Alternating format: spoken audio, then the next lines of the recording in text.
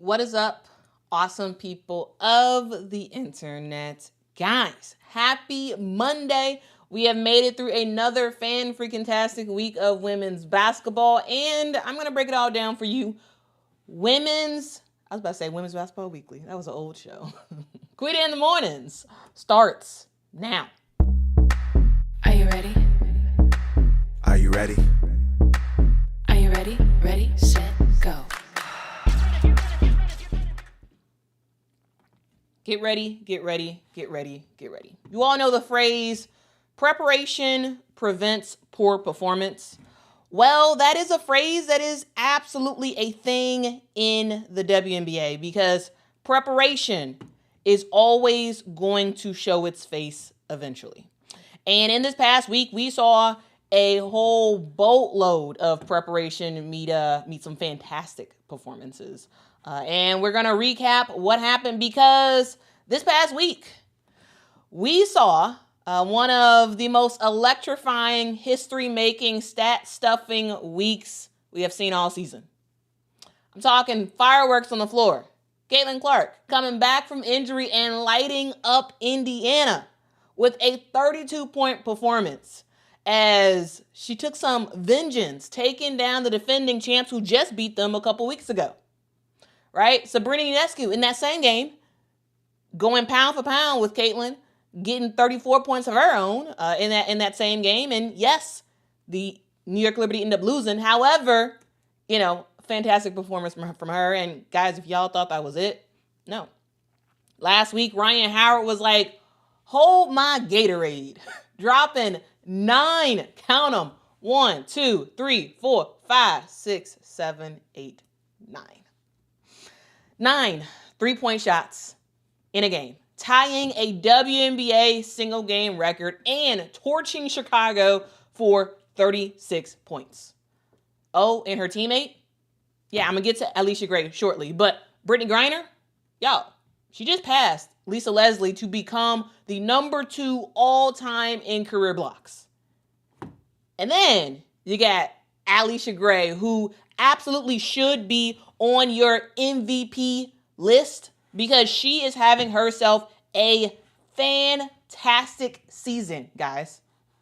I'm talking 32 points dropped, by Alisha Gray, and we're going to talk more about her and her play shortly. But fantastic game for her this past week.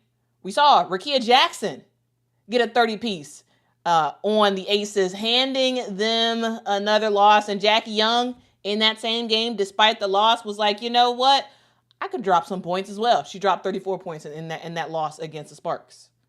And we got Paige Bueckers, who, hey, welcome to the league, rookie. First 30-plus point game of her career, which she dropped 35 points in a loss against Phoenix. Yes, you lose. However, huge game for the Rook. And when you thought the week could not get any better, if you thought the week could not get better than the performances I just talked about, well, Angel Reese becomes the second youngest player in WNBA history to record a triple-double. Guys, this past week was fan-freaking-amazing, guys. Fan-freaking-amazing. Okay. And if you missed anything, don't worry, buckle up because I'm going to take you through everything that happened last week, from games to transactions to everything else. So let's recap the week that was in the WNBA. And also, guys, if y'all could, as we're going through this, if y'all could put in the chat, what was your favorite part of this past week? Let me know in the chat. Also, make sure to hit that thumbs up button. It really does help the channel out a whole lot. Okay, let's get started with the performance that we saw last Monday. Now, let's go back to June the 9th, where we saw a rare Monday night games. Monday night games are not a thing in the WNBA. Usually that's an off day. But every now and then we do see a Monday game. And last Monday we saw the Golden State Valkyries pull off a thriller of a game against the LA Sparks, a game that went all the way to overtime where ultimately Veronica Burton, Kayla Thornton, and Janelle Salon ended up closing out the win for the Vauks. And the Vauks, they're really good. They're really, really good. And we followed that game up, that fantastic nail biter of a game up, with two clunkers of a games that happened on Tuesday, with the New York Liberty destroying the Sky in a game that Sabrina Ionescu, she started to heat up. Again, she had that 30-plus performance later in the week, but, she started to heat up in this one. We saw Kennedy Burke continue to be a huge asset for this New York Liberty team off the bench. She continues to impress me as a player. We go over to the other game that happened on Tuesday, another clunker of a game where we saw Atlanta face the Indiana Fever for the third time this season. And ultimately, they did get the dub in this one. The Dream showed the Fever the business on both the offensive and defensive end, holding the Indiana Fever to just 58 points, with both Brianna Jones and Alisha Gray absolutely cooking. Brianna Jones was unstoppable in the paint. Ultimately, she finished with 21 points, 10 rebounds, nice double-double for her. And Alisha Gray, super, super efficient as well with 23 points. A lot more on Alisha later on. But notable about this game is that Caitlin did miss her 5th consecutive game, and her last game missed with a quad strain. Then we go over to Wednesday, because guys, we're breezing through these games. I just want to, if y'all missed any of the games last week, I do just want to walk through it real quick. We go to Wednesday, where we saw some fire games that featured some reunions. As for the second time this season, we saw Kelsey Plum take on her former team, and for the first time this season, she actually got the dub against her former team. But this game, going into it, yeah, sure, it was all about Kelsey Plum and her playing her former team. But coming out of this game, all eyes were on Rickea Jackson. She was fan-freaking-tastic in this game. She dropped a career-high 30 big ones, doing everything. 3-point shot, mid-range, getting to the basket, every single thing. She was amazing. Absolutely amazing. In that same game, we saw Jackie Young and Chelsea Gray try their best to get to keep Vegas afloat with 62 points combined between Jackie and Chelsea Gray. However, it wasn't enough to get the job done. The Aces get handed another disappointing defeat. And what's worse was that A'ja Wilson ended up getting hit in the head late in the third quarter, didn't return into the game, and it was later announced that A'ja was placed in concussion protocol. More on A'ja Wilson and the Las Vegas Aces a little bit later. All right. We also saw on Wednesday Satou Sabally face her former team as she dropped a double-double, 20 points, 10 rebounds against the Wing squad, which, yes, sure, it's her former team, but also this team is very different than the team that Satou Sabally used to play for. With, of course, Rickea still there, but a lot of changes has happened with the Dallas Wings. Other things to note about this game is that we saw the return of Alyssa Thomas, who was back in the lineup and healthy. And, guys, yes, the Phoenix Mercury win this game, but the talk of the town, the talk of that game was Paige Bueckers, who had the best game of her young career. She goes almost perfect from the floor in the first half, where she only missed, I believe, 2 field goals in that first half, and then ultimately finished the game with 35 big ones. 35 points. Yes, her team still loses, but at least the Dallas Wings have something to cheer about. I'm just, something. You got to have some sort of something to look forward to, and that was something for the Dallas Wings fan base. And this third game for Wednesday was not a reunion of a game, but it was still a really good game, as we saw the Seattle Storm hand the Minnesota Lynx their first L. They were like, hold this for me. Hold this L for me one time. And Seattle, they played a pretty awesome game of complete basketball. As we saw, the starters, which now does include Erica Wheeler, gets the job done. Nneka Ogwumike was flat out fantastic. 21 points, 10 rebounds for her. Erica Wheeler is just, y'all, she's hit the fountain of youth. She is doing her thing in Seattle, and she's doing it with a smile. I love to see it. 20 points. 9 assists in that game for Erica Wheeler, and Skylar Diggins was not too far behind as well, as she had 18 points and 10 assists of her own.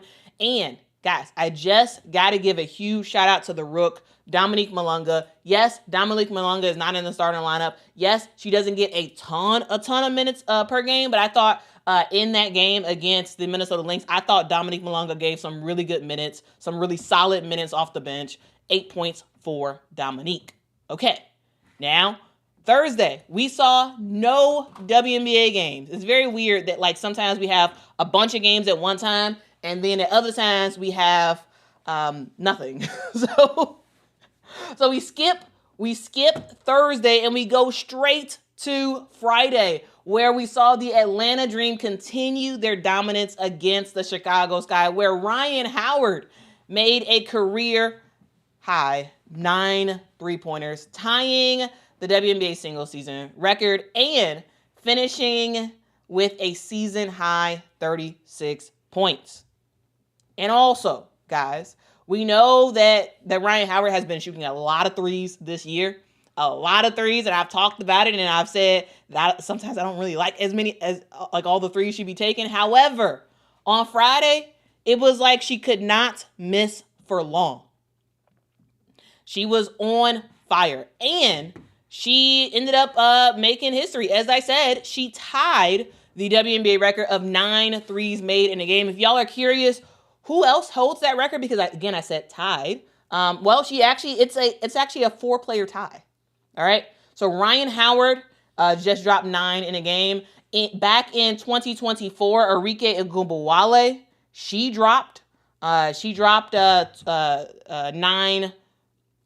9 3-pointers in a game, right? In 2023, Jewel Lloyd had 9 3-pointers in a game.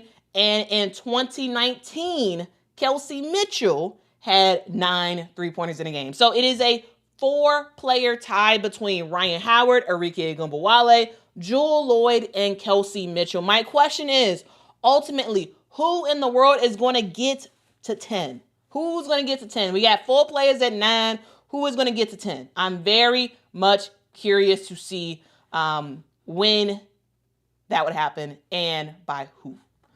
That same game, as I said earlier, saw Brittney Griner moving to 2nd place on the WNBA career blocks list, passing Lisa Leslie. All right.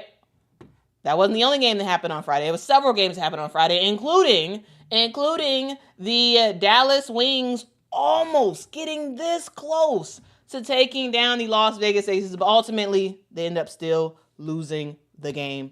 Guys, ultimately, the Dallas Wings, yes, still have a lot to work on. And yes, we've seen some clips of, of like Dejanay, upset with Coach Chris Koplanis and all that stuff. But here's the deal.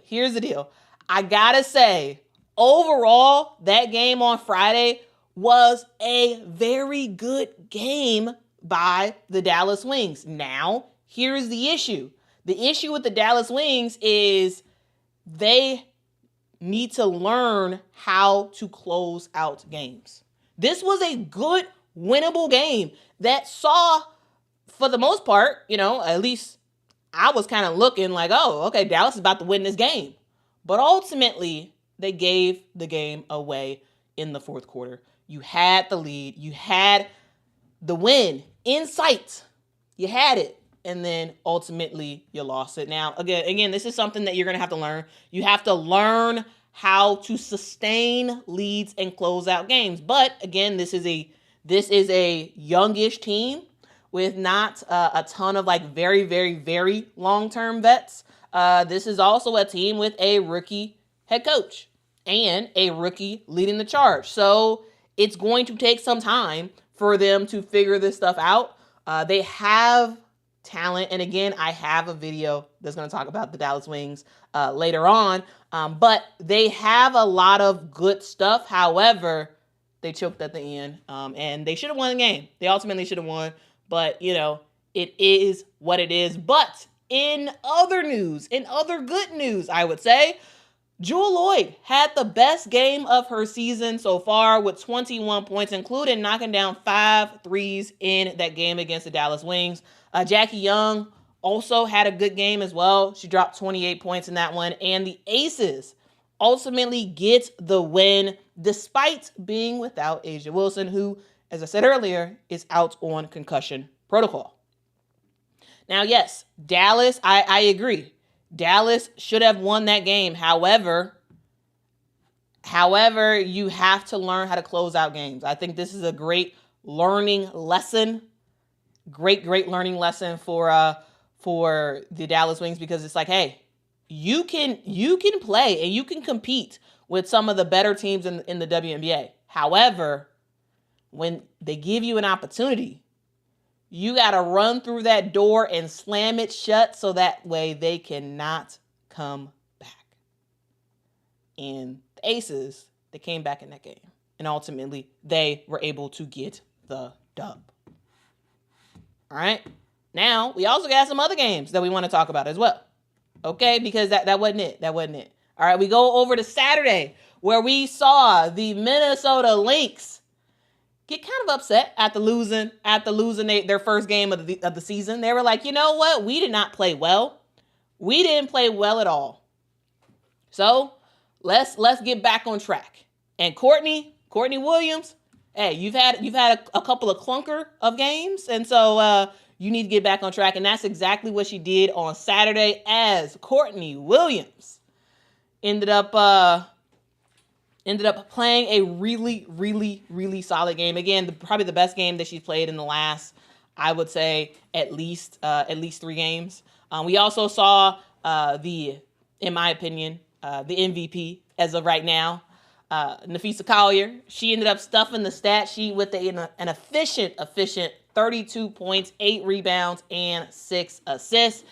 And speaking of stuffing the stat sheet, guys, did y'all see the Indiana Fever versus New York Liberty game? I ended up telling my mom about. I was talking to my mom yesterday about it, and I told her like the score, and she was like, "What?" The Indiana Fever destroyed the defending champs New York Liberty. The score was 102 to 88. That was a crazy thing to see, where, I guess, in some ways it made a lot of sense, because this was the moment that we have all been waiting for, right? The moment where Caitlin Clark finally made her return back to the basketball court. And guys, we were not left disappointed. We were not left disappointed at all, guys. The reason why is because Caitlin stuffed the stat sheet and did just about everything. She was lights out, 3 after 3, and pass after pass, and making stuff happen left and right. And to the point where she ended up knocking down one shot where they showed a clip of like her like being like, yeah, look at that shot, and then Stewie, all Stewie could do is laugh, and all Sandy Brondello could do was laugh. It was just like, man, like, it's just like, there's nothing we can do with you. There is nothing we can do with you. You are just extremely good right now. It is what it is. It is what it is. And that game that saw, a New York Liberty team not play like themselves, right? A New York Liberty team that was, again, still a bit limited. Remember, Jonquel Jones is still out for this team, right? So that's something to note. And so, yeah, Liberty get killed very, very badly. very, very, very badly. And yeah, I just said, yeah, Jonquel Jones is out. Yeah. And that's a big time loss. But even still, even with Jonquel Jones being out, the New York Liberty should not have lost the way they lost. They just shouldn't. They shouldn't have. They really shouldn't have. Okay? I'm just saying. They shouldn't have. And yeah, it was pretty bad. Also, guys, Kennedy Burke, who has been, in my opinion, pretty dominant this entire season off the bench. She ultimately did get the starting nod in that game on Saturday, and she had a rough game. She had a very, very, very rough game. But in that game, who had a really good game was Sabrina Ionescu. Sabrina Ionescu dropped 34 points in this one. She was trying her best to keep her team afloat, but ultimately, you know, it is what it is. Like, the Fever just had way too much in terms of firepower to deal with the fact that both Jonquel Jones and Leonie Fibic, who is going over to Eurobasket, hey, they're out. So when you have two starters out, sometimes you end up losing some games. However, I still don't think the New York Liberty should have lost as bad as they lost. However, hey, losses happen. Things happen. And ultimately, hey, a team cannot be undefeated for the entire season. Okay? Eventually, you're going to lose to somebody. And Saturday was the New York Liberty's number. Okay? It was their number. Also, we saw, that wasn't the only game that we saw on Saturday. We also saw the Golden State Valkyries end up taking care of business against the Seattle Storm. Guys, the Valkyries are truly, the Valkyries are an amazing team.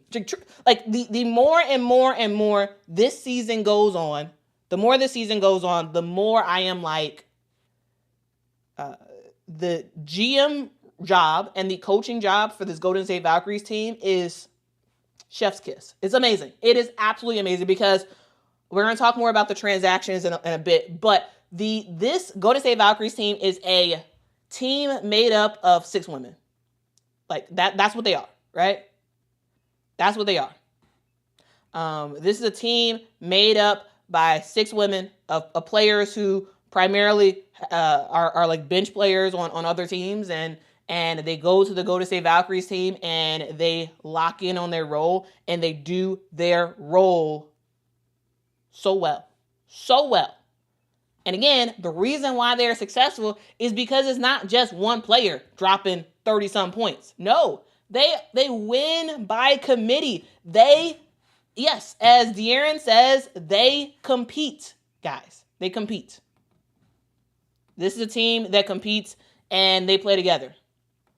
Allison says that she doesn't understand how the Valkyries are so good.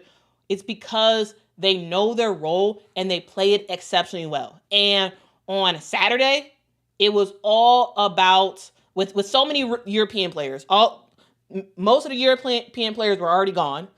Timmy Fag-Benley ended up leaving after that game. But with most of the European players gone, Kayla Thornton ended up cooking for the Golden State Valkyries. She cooked up a double-double, 22 points for her, 12 rebounds. Timmy Fag-Benley dropped in 16 points, 7 rebounds as well before she was ready to head off. And the Golden State Valkyries do it together on both the offensive and defensive end.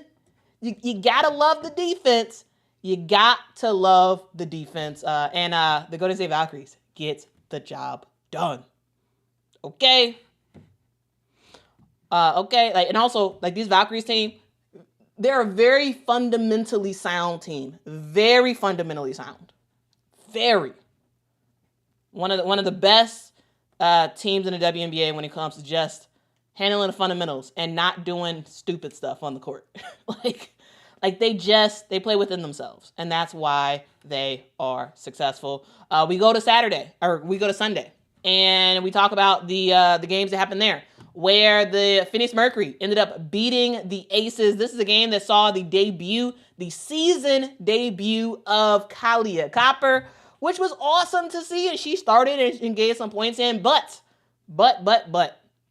the thing that I think people learned about that game between the Phoenix Mercury and the Las Vegas Aces is that game really shows how having a deep bench can help your team grit out hard wins. Guys, this was not a pretty game yesterday between the Phoenix Mercury and the Las Vegas Aces.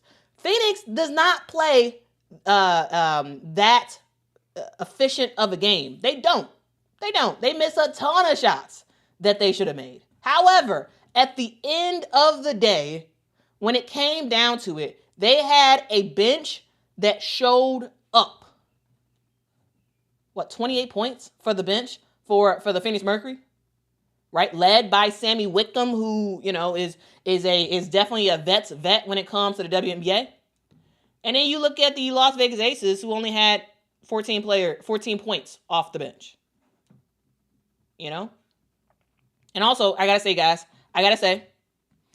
when I talk about the Phoenix Mercury, the thing that I love to continue to see is Alisha freaking Thomas. Alisha Thomas is not going to give you 20 plus points. She's not going to do it. Right? But she is going to get you close to a triple double, and she is going to pass that basketball left and right, setting her teammates up for success. She cooked yesterday. 14 points. And she ultimately had 13. I just wrote 13. I believe it was 13 assists that she had yesterday. But I just wrote 13, so I just need to check real quick. Yeah, 13 assists. Yeah, 14 points, 13 assists, 6 rebounds for her, and also a really, really tough block as well. Guys, she's great. She's great. Alisha Thomas does what she needs to do, and she is a model of what it means to be a point forward. And guys, talking about point forwards, yesterday we saw an amazing performance by point forward Angel Reese. Y'all, Angel Reese had a masterful game yesterday. Yes, before y'all talk, yes, everybody knows she needs to increase her field goal percentage, all that stuff. Her efficiency needs to get better. However, yesterday, and I think it was kind of cool to actually see Alisha Thomas do her thing, and in that same day, we see Angel Reese do her thing as well, because in a lot of ways, the model for Angel Reese in the future is not to be like Asia Wilson or Nafisa Collier or somebody like that, even though she could take aspects of their game. But to me, the real comp for Angel Reese is Alisha Thomas. Why? Well, it's because Alisha Thomas is a point forward. Alisha Thomas is someone who is not going to shoot the lights out of the gym, right? That's not what she's going to do. But she is going to be very, very effective when it comes to getting her teammates involved and passing that basketball and being effective that way. Angel Reese showed elite level talent yesterday, right? Elite level talent. And again, it's not all about points. And yes, field goal percentage has to get worked on. However, yesterday was a very exciting game because we did see the potential and in some ways like future in-game role of Angel and what she can do for a team, right? I'm just saying it's absolutely huge to see. It is absolutely huge to see what the performance that Angel gave yesterday. And again, her first triple-double in the WNBA. And it's good to see. It is absolutely good to see. And I also want to just talk about this real quick. When we talk about triple-doubles, guys, we talk about triple doubles, and some people are like, whatever. She got a triple double against Connecticut. Let's talk about this. Let's talk about this real quick. Okay? Yeah, I mean, whatever, Quita. It doesn't matter. It's against Connecticut. Well, hasn't Connecticut played a lot of other teams this year? And has anybody else gotten a triple double against Connecticut this year? No. Well, we look at triple doubles. How many people have had triple doubles this year? 2. 2 people have had triple doubles this season. One of those players plays in Indiana. The other player plays in Chicago. Caitlin and Angel. The only other players who have had a triple double this year. And it's kind of cool that both of them are in the same draft class. I think that's kind of fun. I think that is kind of fun. With the performance that she had yesterday, Angel Reese becomes the second youngest player to ever record a triple-double in WNBA history, behind Caitlin Clark, who did it last season when she was 22. Okay, so now we got several awesome players who have had a triple-double. We saw Caitlin do it, twice last year, right? We saw Angel do it yesterday. We saw Caitlin get a triple-double in May of this year, and we saw Brittney Griner. Remember, guys, it wasn't her rookie year that she did it, but it was her second year in the league, because remember, her rookie year, she basically got injured right away and then missed the whole rookie season. And her second year, Brittney Griner ended up getting a triple-double. Anyway, it's great to see. It is great to see the game that Angel ultimately had yesterday. And this is, again, more of what is to come, in my opinion. This is the model in a lot of ways for Angel to be more of that point forward, to really make an impact for her squad. Okay.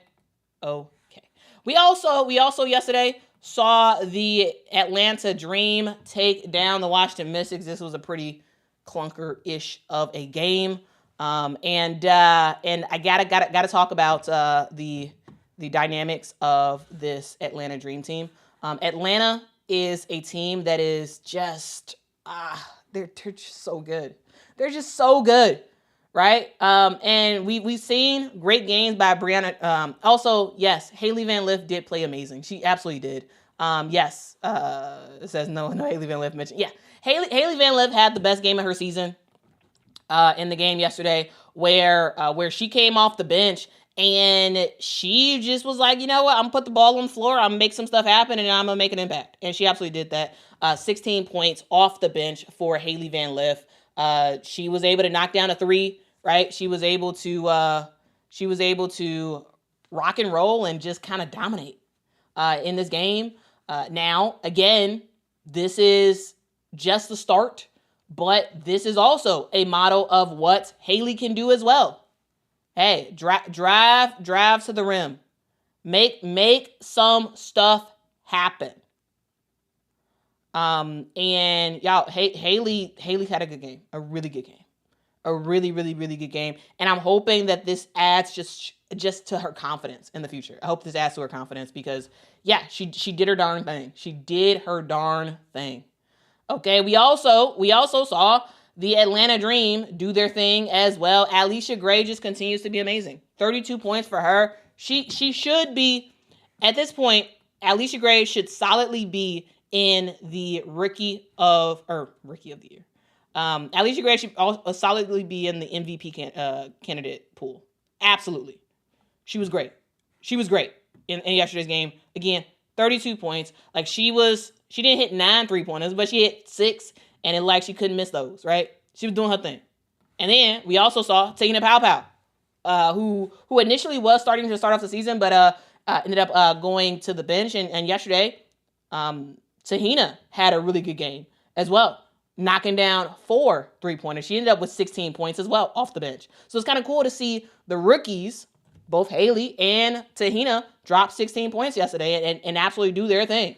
Like, this was a fun thing to see. And in a lot of ways, this Atlanta Dream team, not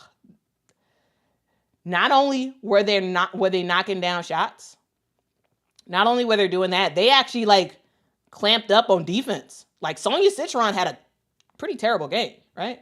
Right? You look at the other players on the Washington Mystics, same thing. Like, not a great game for anybody on Washington, right? Even Brittney Sykes, right? The player who has been probably the most electrical on the offensive end. She had a clunker. Like, basically the Atlanta Dream locked down the Washington Mystics. Now, was it all fantastic defense? A huge amount of it was. However, also, the Mystics should have played better. But hey, when you're facing a tough defensive team, you end up missing shots that you got no business missing. Even if sometimes you're open, you've worked so hard throughout the game that you end up missing shots that you should be making. So I'm just saying, it's kind of wild. It's kind of wild to see. Okay. Also a thing to note, everybody, a thing that I thought was pretty cool that I wanted to talk about is that Rhyne Howard in the game yesterday becomes the fastest player ever in the WNBA to reach 300 career threes. Wild. She did it in just 114 games. I mean, y'all, the dynamic duo of Alisha Gray and Rhyne Howard, you add in Brianna Jones this season and what she's been doing. Yes, she doesn't have that great of an offensive game yesterday. However, dog, she was great. She's been great this season. Brianna Jones overall. Now, that's it, right? That is the stream, guys. It's a little bit of a shorter one. I do have to run. However, tomorrow we will be talking about transactions. Transactions, because I have an argument that in a lot of ways, GM of the year needs to go to the Golden State Valkyries. I'm just saying. Okay. I got an argument for why the Golden State Valkyries are one of the funnest teams and one of the smartest teams in the WNBA. The Dream are absolutely legit contenders. Absolutely. So don't sleep on them. Don't sleep on Phoenix either. And I know y'all not sleeping on the Lynx or New York, but also don't be sleeping on Indiana as well. Amazing performances when it came to women's basketball. And we got a whole lot more of that coming this week. So make sure to tune into this channel every single morning. Quit it in the mornings. That's it. Thank y'all so much for rocking with me. And I hope y'all have a great one. Until next time, guys. Bye-bye. Are you ready? Ready, set, go.